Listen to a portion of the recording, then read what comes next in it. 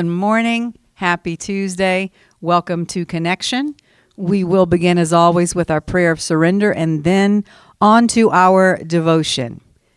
Spirit of truth, carry me where you will. Bring to me what you will. Take from me what you will. Awaken in me what you will. The Christ man is around me. The Christ mind is in me.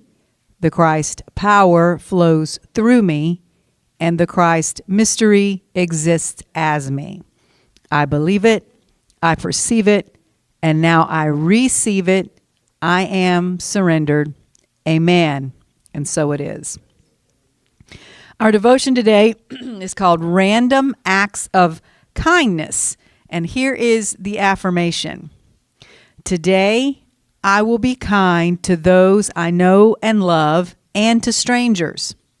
As I do so, I am helping to raise the collective consciousness and elevating the corporate vibration of the human family.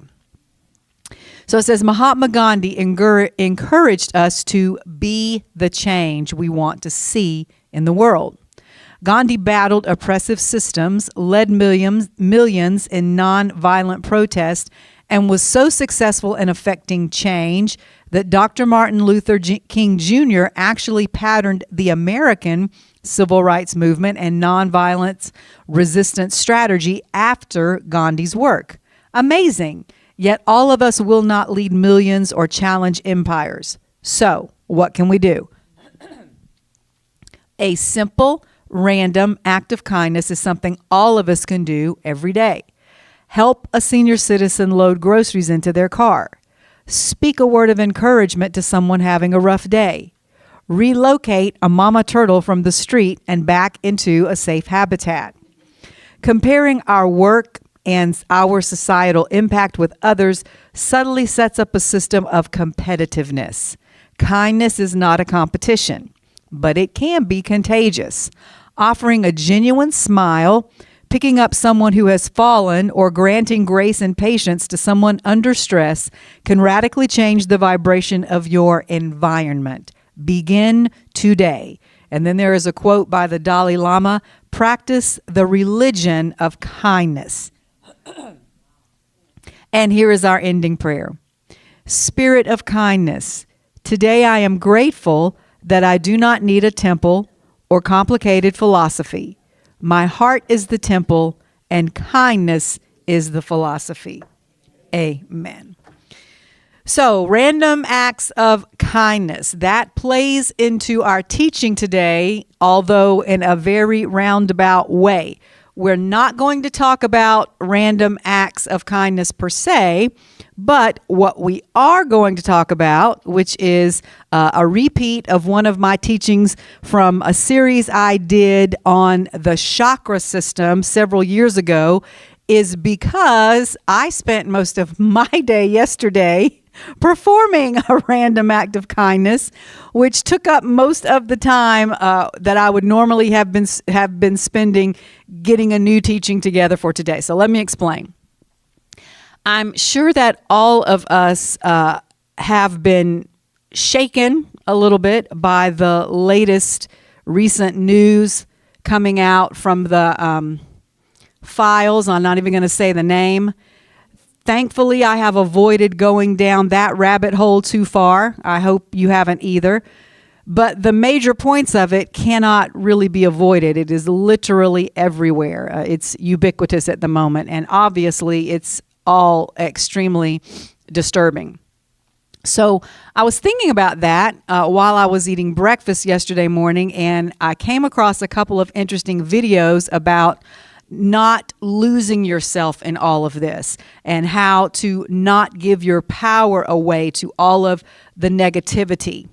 And that led to the general topic of what's known as energy vampires, which can either be people or situations that drain us of our energy.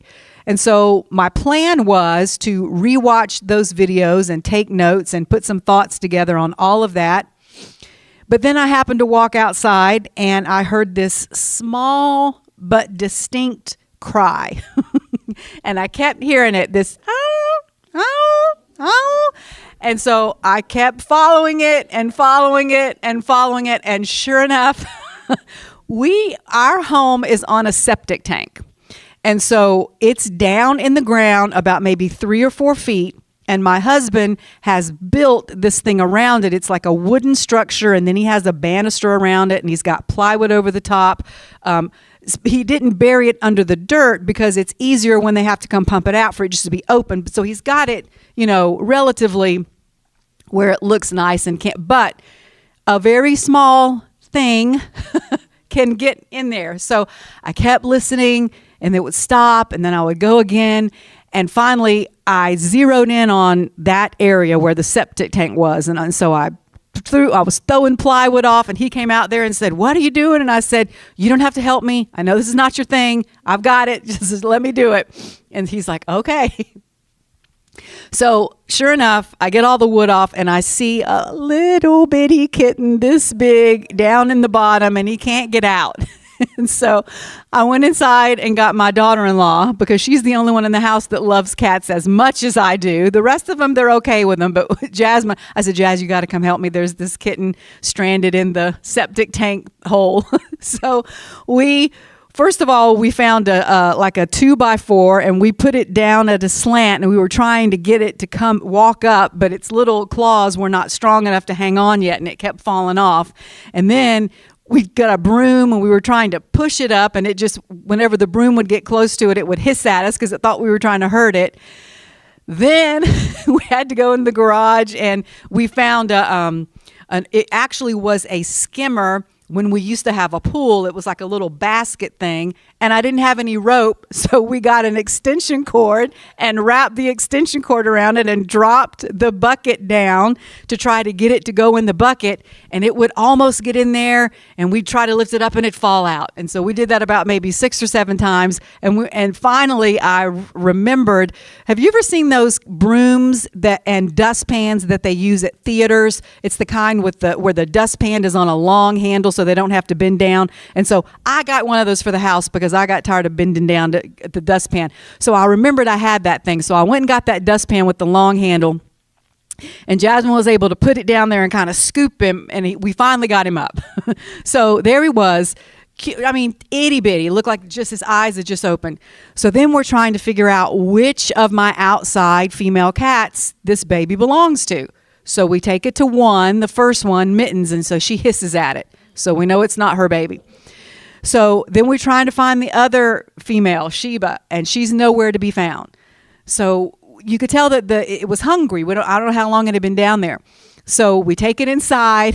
We're trying to keep it away from my other cats. We go in Daddy's room and shut the door, and it's in a little crate. So it's hungry. It won't eat the regular food. So I have to go to the pet store and get kitten formula, and we have to come back and feed it with a bottle. So anyway, long story short, we've already brought it inside. We've already touched it. So we don't know if whoever the mother is outside is going to take it back.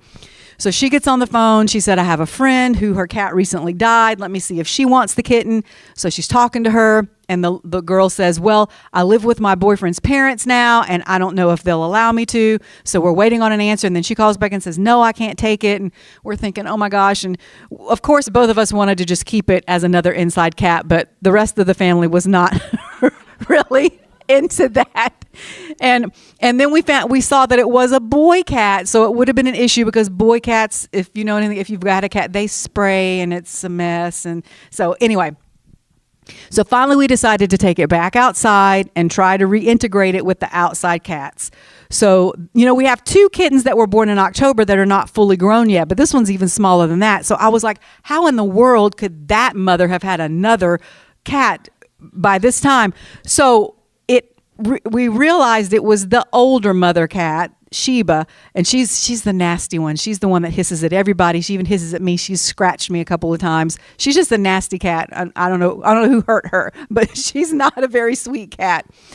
But we put the baby down, and she came over and started thankfully licking it. We're like, okay, so this is the mother. But then she just walked off from it. She wasn't taking care of it. So Jasmine, my daughter-in-law, she's looking stuff up on the internet, and she said, well, maybe, she says, the internet says that they act this way when they're trying to wean them from nursing.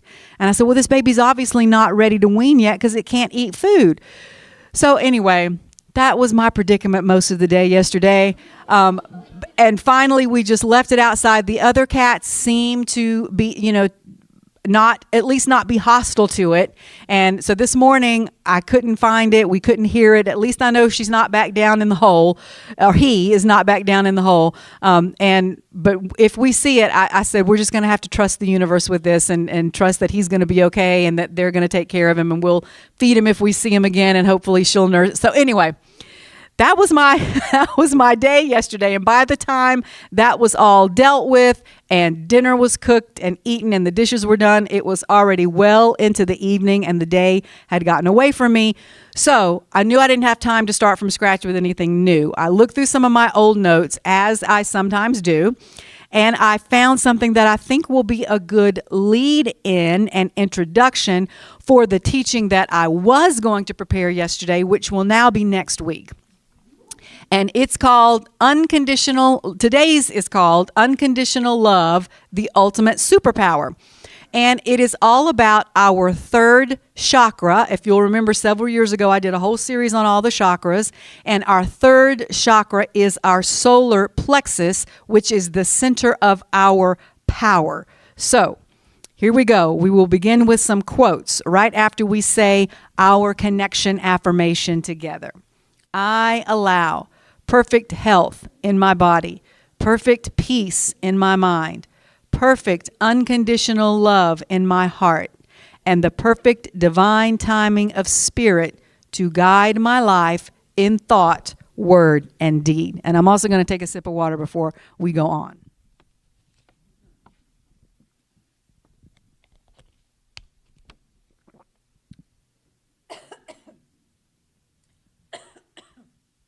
And of course, I swallowed wrong. Just a second.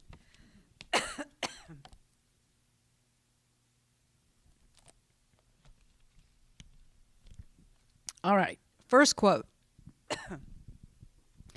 Everything changes when you start to emit your own frequency rather than absorbing the frequencies around you.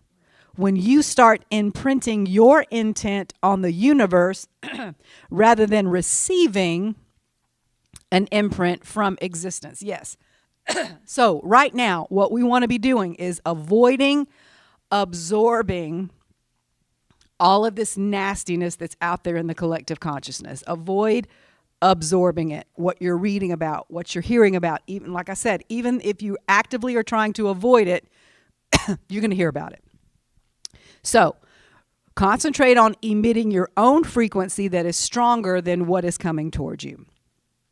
Second quote, self-control is strength. Right thought is mastery. Calmness is power. Next, life is a balance between what we can control and what we cannot. I am learning to live between effort and surrender. So, what do we know about what we can control? Ourselves. That's it. So that's where we should put all of our effort and approach the rest, all those things we can't control, with an attitude of surrender. Next quote, every time you are tempted to react in the same old way, ask yourself if you want to be a prisoner of your past or a pioneer of your future. Next, we either make ourselves miserable or we make ourselves strong. The amount of work is the same. All right, next, learn the difference between connection and attachment. Connection gives you power. Attachment sucks the life out of you. And here's, excuse me, here's the last one. I believe it's the last one. It's kind of a longer one, but I love it. There is only one perpetrator of evil on the planet. And it is human unconsciousness. So time out. This will be a big part of our teaching next week. That realization is true forgiveness. With forgiveness, your victim identity dissolves and your true power emerges. The power of presence. Thank you so much.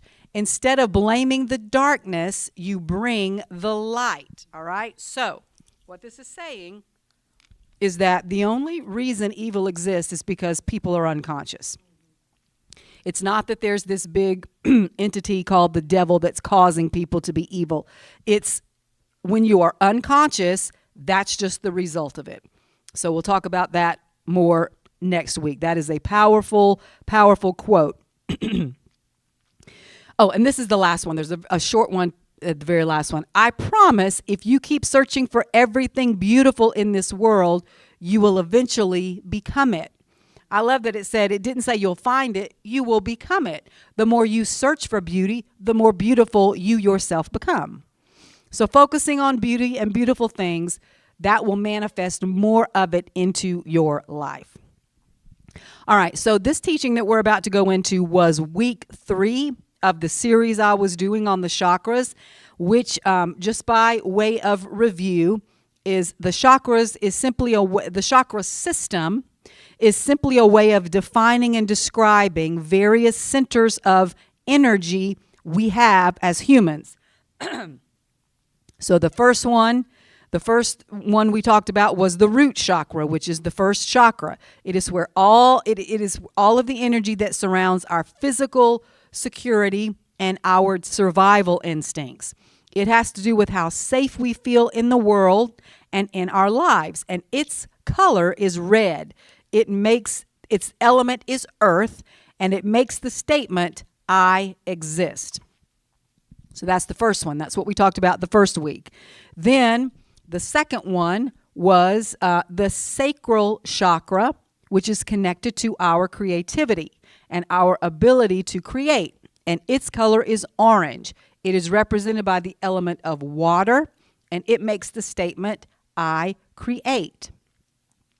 In that lesson, we also talked about the difference between creating and reproducing, and how we need to learn to be good parents to our creations, which is achieved by consciously creating versus unconsciously creating. Reproducing something is not exact. Creating something is original. Reproducing is just copying. So we're going to create no matter what it is, because it is our nature to create. That's what we were born to do. But it is our choice whether we create consciously on purpose or unconsciously by default, which means that all those subconscious programs that are running in the background of our mind are what is doing the creating. And as one of our quotes today reminded us, unconsciousness and unconscious behavior is what creates or results in evil. So it is in everyone's best interest for us to create consciously. Today, we're going to go into the third chakra, which is the solar plexus, and it is associated with power, with our personal power, which many of our quotes today had to do with. A lot of times when you're working out physically with a trainer or you're watching a fitness video, they will refer to something called your core strength. And that is the strength that comes from the center of your body. Physically, the solar plexus chakra is located in your abdomen, right below your belly button. It is that part of you that engages when you do a sit-up or in yoga, when you're holding a plank position. That is your solar plexus. And energetically, it is the seat of your emotional power. Incidentally, it's also where our gut feelings come from. So its color is yellow, and its element is fire. And if you've ever done a lot of sit-ups or if you've ever held a plank position for very long, you understand why it is connected with the element of fire, because it feels like that part of your body is on fire when you do that. So let's talk about fire for a second. We think of fire as something that is powerful, and it is. It can provide power positively. Okay, it can cook food. It can heat homes. It can melt things that need to be melted. It can harden things that need to be hardened, like clay pots in a kiln. It can burn things that need to be burned. Or it can also be a powerful force of destruction. okay, in a negative way. It can burn a house down. A wildfire can burn a whole forest down. But either way, it is a transformative force. It changes things from one state into another. So that's obviously in the literal sense. What we're going to talk about today is power in an energetic sense, specifically what we call our personal power and how we can use it to transform our lives. And we're going to talk about it in 3 parts. Part 1 will be what power is and what it is not. Part 2 will be the ways in which we give our power away. And then part 3 will be how we get it back once we've given it away and then maintain it. And I feel like I need to make a disclaimer before I get started because I have such a strong mothering instinct that a lot of times in my teachings, I always want to feel like I'm putting a warm, fuzzy blanket on y'all and give you lots of hugs and kisses. But how many of you know that there's another side to mothering where sometimes you have to tell your kids things they don't necessarily want to hear? And it's called tough. Like yesterday, I had to look at my daughter-in-law and say, we can't keep this cat inside. I said, I know both of us want to, but it's just not practical and we cannot do it. And so she didn't want to hear it. I didn't want to say it, but sometimes that's what it's all about. So some things I'm going to say today, I said that to say, might fall into a category that you might find yourself disagreeing with me, and that's okay. I don't claim to have all the answers to all of life's questions or the solution to every problem. And the way I approach things is exactly that, the way I approach them. It's not the only approach, and I'm not even saying it's the right approach, but it is the approach I have found works for me. And I can only speak to you from my personal experience. And I'm going to do what I always encourage all of you to do, which is speak the truth from my heart. I am a firm believer that everyone needs to approach things in that way, the way that works best for them. And because we're all different ways work best for all of us. But there are some general principles that hold true no matter what. And we're going to talk about some of those as well today. I cannot get my throat settled. I must really need to say this. All right. So I've said a couple of times now, your faith, your belief system is not really for when things are going well. You don't need faith when your family's getting along and you're making enough money and you're feeling good, you're not sick. And, that's not what faith is for. It's for storms. And when storm situations arise, our beliefs and our belief systems get tested. And we get the chance to see how good or how effective they are or are not, as the case may be. And I don't know about anybody else, but in the process of me rethinking my beliefs, which should be an ongoing process for all of us, I have found myself agreeing with, or at least trying to and understand people who I never thought I would listen to or give any credence to. And that's really a strange feeling sometimes if when you're kind of rethinking things and you hear somebody say something, but in your mind you think, oh, I can't listen to this person because of X, Y, Z.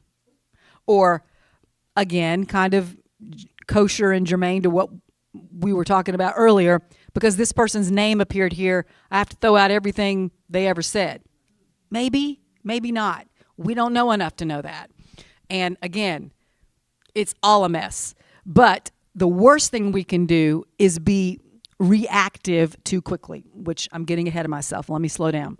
So let's go to part 1 of the teaching, which is what is power and what is not. My point in saying that is when you rethink your beliefs, sometimes you find yourself listening to people and to ideas that in the past you would never have thought you would have ever agreed with. So I forget the exact words that I put into the search engine when I first started studying this, but a video came up on YouTube and it was called Active versus Reactive versus Apparent Power. And I thought, yes, this is exactly the subject I want to find out more about. And I was all prepared for this deep philosophical discussion. And I hit play only to find that it was actually a video about literal electrical power. It was a kind of tutorial for people who are studying electrical engineering. And they were talking about AC and DC and voltage, and it involved a lot of math, which I'm not comfortable with. But something told me, just keep watching. So I did, and I did actually get a pretty good analogy out of it that does deal with the kind of power I'm talking about. And so that's what I'm going to share with you right now. So the main points about the subject of power that I got from the video I watched are the following. The first thing it showed was a little diagram that had a power source at one end, and then it showed a line or a wire that the current, the electrical current, was running through along, and they described two kinds of power, positive and negative. Now, this isn't a moral judgment. Like I just talked about earlier with the fire being able to create a positive or a negative outcome. In this context, no one is judging the power itself as good or bad. Positive and negative are only referring to which direction the power is flowing. If it's flowing forward through the wire or the tube or whatever the conducting material is, then it is considered positive. If it changes direction and starts moving backwards toward the source, or it alternates between moving forward and backwards like a pendulum, then it's considered negative. And here's the interesting thing about that. Remember when I was talking about our beliefs being tested? One of the ways that we test our beliefs is by determining how effective they are. Do they work? Do they accomplish the purpose that they were intended to? So keep that in mind when I give you this next piece. The next thing they talked about is active power, and that's when the current is positive. It's moving forward, and the voltage and the current are in sync with each other, or they're in harmony. And they showed a graph with these waves moving at the same rate of speed. This is what is known as active power. And here are the properties of active power. It's always positive, never negative. It never changes direction. It only moves forward. Side note, when the power goes back toward the source, thus making it negative, and you come into contact with it, what happens? You get shocked. Okay, you get hurt. So when your personal power becomes negative power, when you step back instead of going forward, that's when you get hurt. That's when things shock you. All right? See, I told you this was going to be relevant. So then they talk about reactive power. And for the purposes of our teaching today and our analogy, we will think of reactive power as when you react rather than respond, as we've talked about many times. This is what happens when you're constantly reacting to the conditions around you rather than creating the conditions for yourself. I'm going to add for today, when you keep chasing rabbits down the rabbit holes, then you end up like Alice in Wonderland. That's what she did, except Wonderland's not really so wonderful. So reactive power would be on that level where you feel things are happening to you. You're always a victim of circumstance, or you allow yourself to be overwhelmed by the ugliness that's out there. And let me give you a little hint. There's always going to be ugly things out there. You have to, what you decide, we're never going to eradicate the world of ugly things and ugliness. What you have to decide is how much of your attention and energy you're going to give to it. So they put the same graph up that they did before, the two waves, but this time the two lines of voltage and the lines of voltage and current were not moving together in harmony at all. He refers to them as distorted and out of sync because they're not moving at the same speed. One is significantly ahead of the other.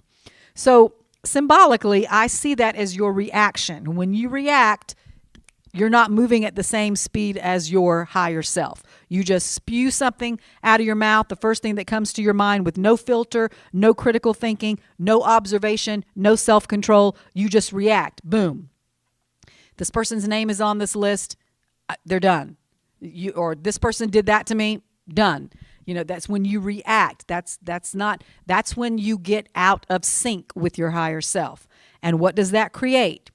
Reactive energy. And here are the properties of reactive energy.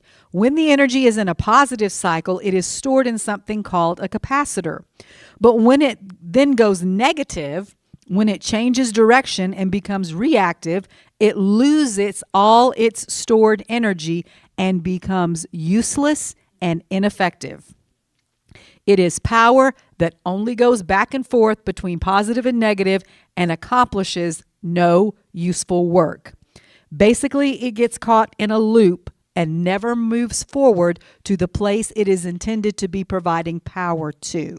All right, so interesting. Reacting never moves you forward, and it never provides power to the place you need for it to go. True power sits back, observes, and then when it does act, it acts from a place of wisdom, not from a place of emotion. Okay, now the next thing they mention is that I found significant is that one cannot be converted into another. They are separate quantities and are always treated as such. In other words, you can't have active power and reactive power in the same line at the same time. It's either one or the other. If you want to get anything done, you've got to be working with active power. So, in terms of accomplishing your goal and being effective, you've got to be working with that active power, forward moving only. Reactive power that goes back and forth between positive and negative and changes direction cannot exist in the same space as active power. That's going to be important later, so keep that in your mind. The third kind of power that was discussed in this video is apparent power. You know how you use that word? Well, apparently, which is how things appear. And what do we always also know? Things are not always as they appear. Now, to be honest, this was the most complicated part of the video, and it also included the most math. So I didn't fully understand it like I did the other two. So I have no direct analogy to draw here, but what I do have is an illustration of the difference between apparent power and true power. And it is the biblical story of David and Goliath. Okay, what could be more simple than that? The kind of courage and power that David had is a result of a very healthy solar plexus, getting back to our chakras, okay? Goliath had the apparent power. If anybody looked at that scenario and saw Goliath and then saw David, they would think, this is going to take 2 seconds and the kid's going to be dead. However, that's not what happened, because Goliath had the apparent power, but David had the true power because he was connected to the ultimate source of power. So this is what I like to describe as Rosa Parks sitting on the bus kind of power. She didn't have apparent power either. It didn't look like she was doing anything positive. But why do we all remember? And what did she do? She didn't open her mouth. She didn't say but just a few words. I think the only thing she said was, I'm sitting where I'm supposed to be sitting. That's all she said. And she just sat. She just sat and she held. That is true power. That is Jesus remaining silent in the face of Pilate kind of power. When he was being accused of all of everything, and he just kept saying, it is as you say. It is as you say. He would not fight back with Pilate. So this kind of power is not force backed up by violence and weapons, but true, genuine inner power fueled by complete self-mastery, specifically over your own fear, which we'll address a little later. So for way too long now, the entire world has been engulfed in and controlled by this type of power, this apparent power, rather than operating in true power. All right, so that was the end of part 1. Now, I want to talk about the ways in which we give our power away. We are born with power. I mean, think about it. It's a paradox because on the one hand, a baby is born, an infant, newborn, completely dependent on its caretakers in every way, just like that little kitten was. But all that baby has to do is cry and look. mama, daddy, big brother, auntie, grandmother. They all come running to see what baby needs. All that little kitten had to do was, "Meow, meow." And here Jasmine and I go running, throwing wood and rigging everything we could up to try to get this little kitten up out of that hole. So that's power, okay? When you can command the attention and the assistance of everyone around you, that is power. So my point is, we are born with power. But as we grow up, we start learning to give it away and use it as a bargaining chip in these emotional negotiations and manipulations we engage in order to get what we want and what we think we need from others. So what are the specific ways? We give our power away daily with this constant, reactive, negative energy that we're spewing at each other over politics, over whatever else the argument of the day is. You give your power away every time you do that. We are wasting precious time and energy that could be better spent coming up with solutions. We're sitting on Facebook and Twitter, which is now, I guess, X, and Instagram, ranting at each other, or talking about how horrible the things are that are coming out, reading them, looking at them, pointing our fingers at other people, saying, "I told you so. You didn't believe this was true. I told you it was, blah, blah, blah, blah." Okay, all that's not doing any good. What we need to be doing and giving our power to and spending our energy on is creating a new and better world, giving birth to a new creation. And giving birth takes strength and energy. All right? So the blame game, blaming people, it's backwards flowing energy. It's energy that is not useful and is completely unhelpful. It is never ending, and it leads us to a victim mentality that says, I can't live the life I want to live because fill in the blank won't let me. Okay, it doesn't matter whose name you put in that blank or what institution. When you blame anyone for you not being able to do something in your life, you are giving your power away. So we've got to stop giving our personal power away through blaming others. Here's a quote for you. Instant freedom is achieved when you realize you don't need one person on earth to be even a little bit different in order for you to feel the way you want to feel. Okay, deep breath. So blaming others is a major way we give our power away. The second way I'm going to talk about today is giving our power away through fear, which is very cogent to the situation we were talking about earlier.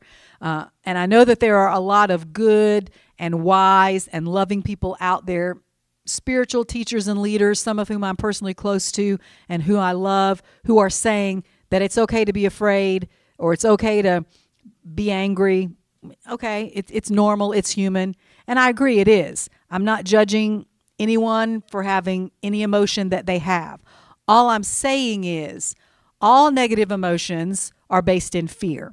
And fear is another classic way in which we give our power away. And it is a choice we make.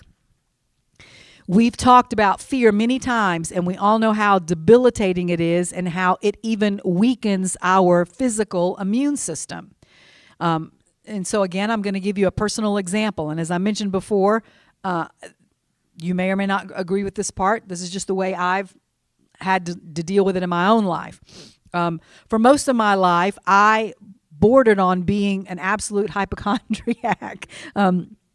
I was afraid of every little pain and sniffle. I thought I had cancer every other week. In fact, my husband got so done with it. Every time I would mention anything, he would say, "It's cancer. It's cancer." It's big. But him making light of it like that is one of the things that helped me get out of it.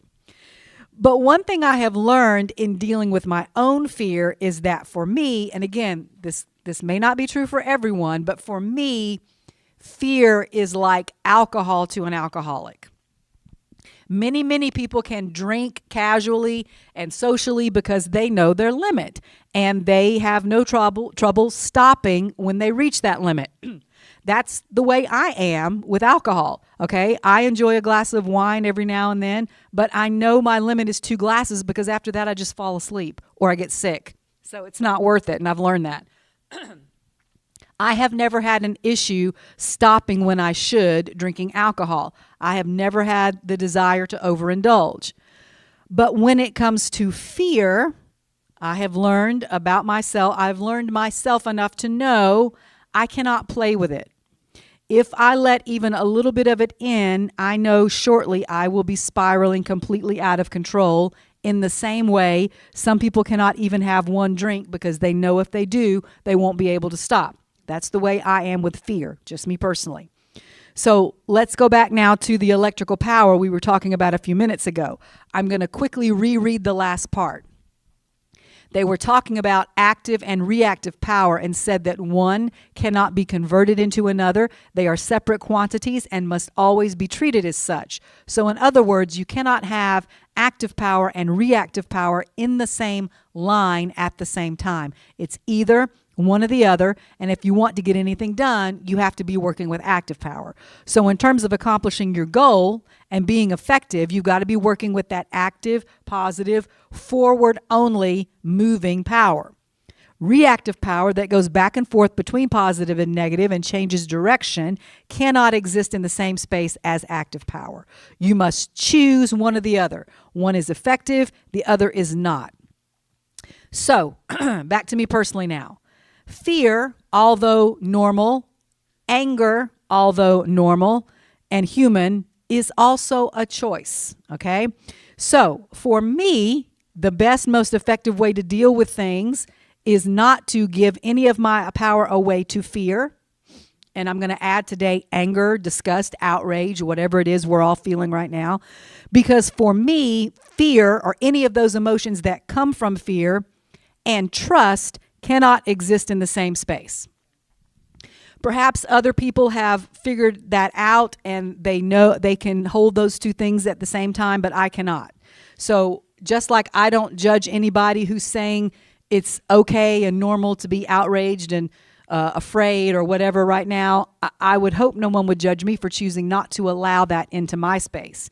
Exactly the way alcoholics should not judge people who choose to casually drink, and people that are not alcoholics shouldn't judge people who choose not to drink because they figured out that that's not good for them.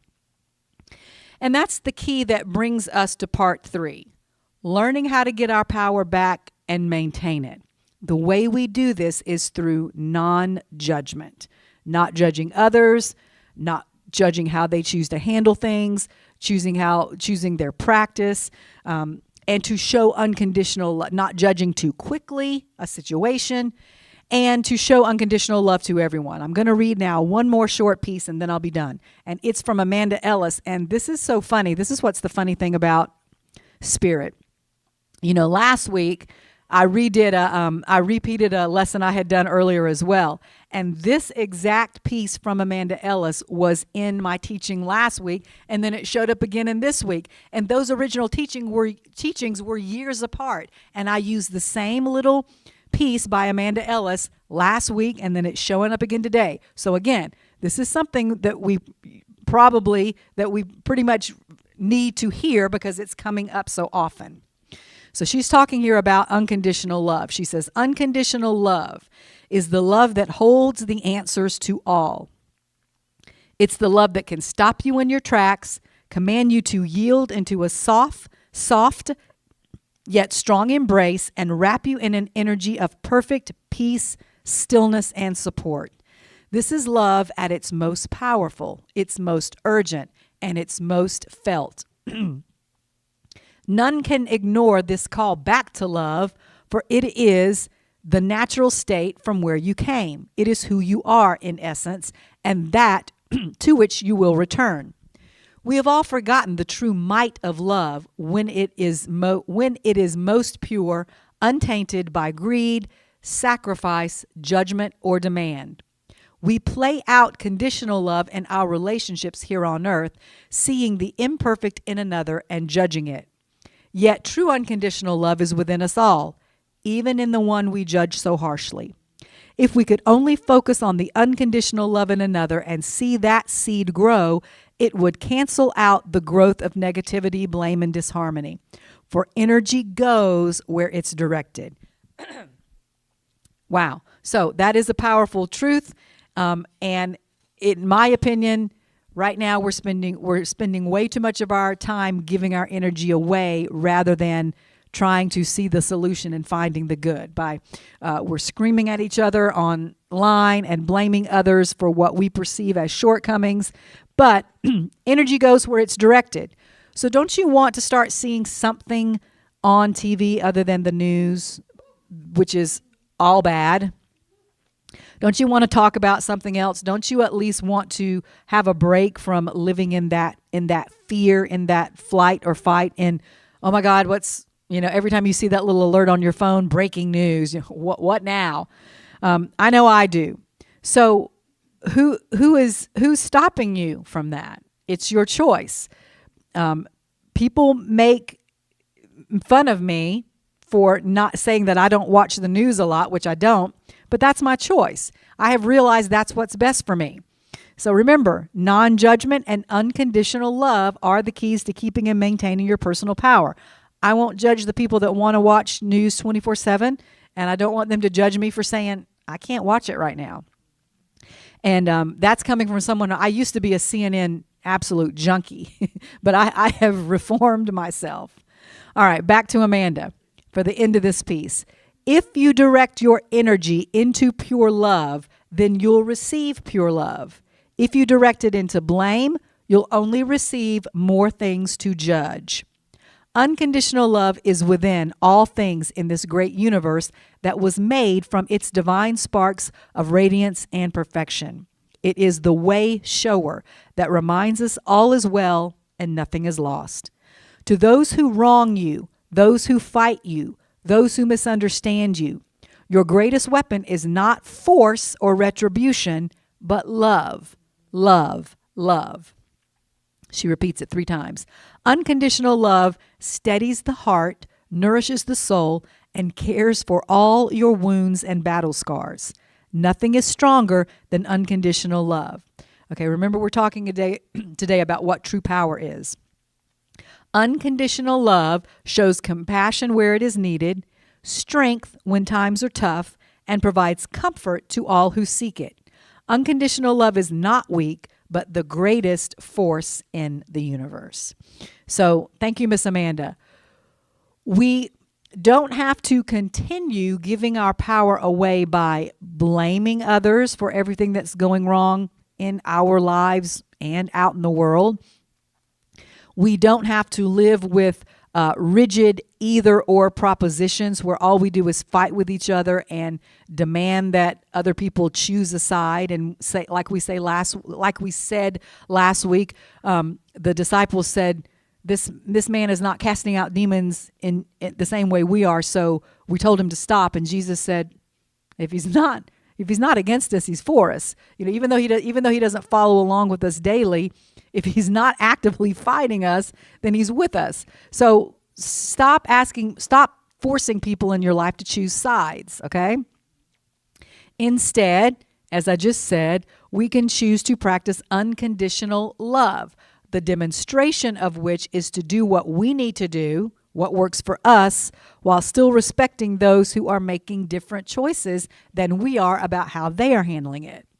We can acknowledge that everyone around us is doing the best they can with the information they have and on the level of consciousness they are currently on. We can make different choices and still be a supportive community.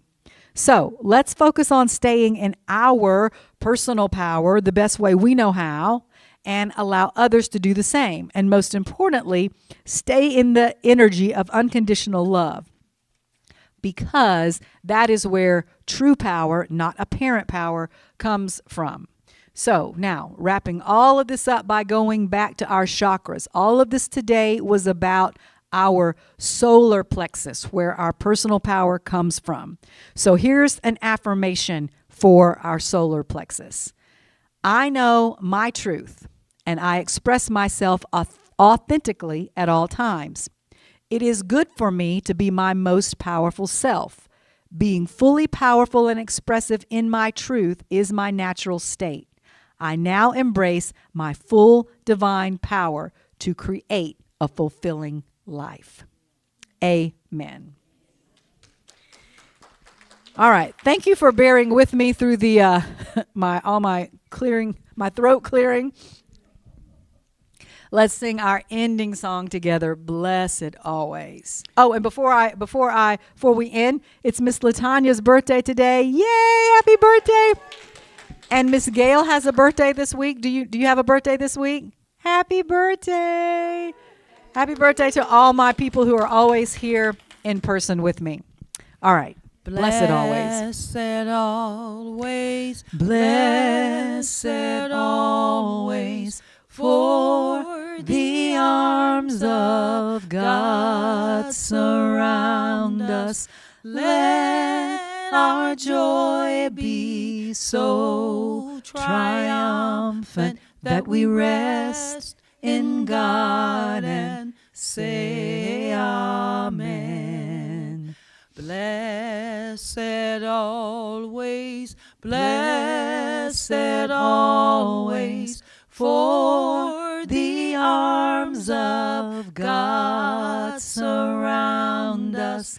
Let our joy be so triumphant that we rest in God and say Amen. I love you. Be at peace. We will see you next Tuesday. Yes, ma'am.